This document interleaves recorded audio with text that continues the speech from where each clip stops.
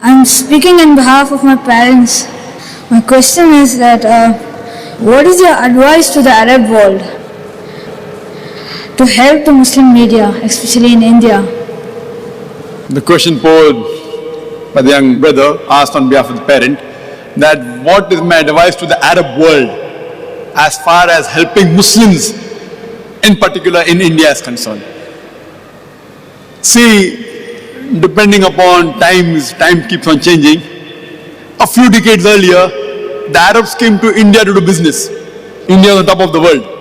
And mashallah, many of us Indians, when they give zakat, it even helped many of the Arabs in the country.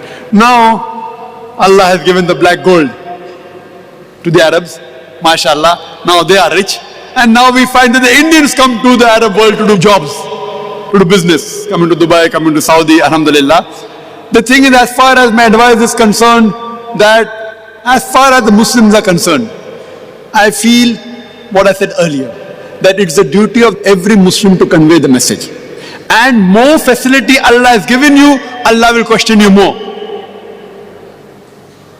On the day of judgment will be asked, the wealth Allah gave you, what have you done with it? So my advice is, the more facility Allah has given you, Allah has made you the torch bearers, has given you the black gold. So you have to utilize this for the spread of Islam.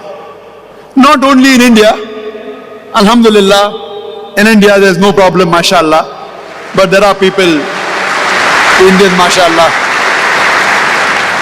India has got problems, I'm not saying no. But alhamdulillah, we can take care of ourselves.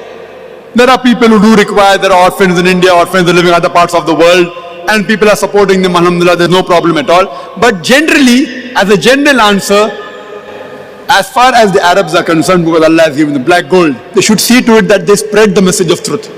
Personally, I know many Arabs, with their pocket money, they can open 5 to 10 channels with their pocket money. 5 to 10 channels.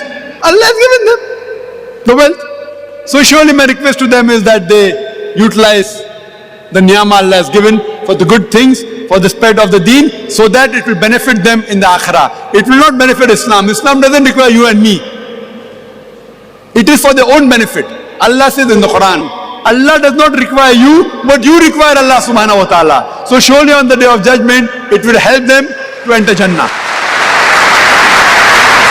The next question.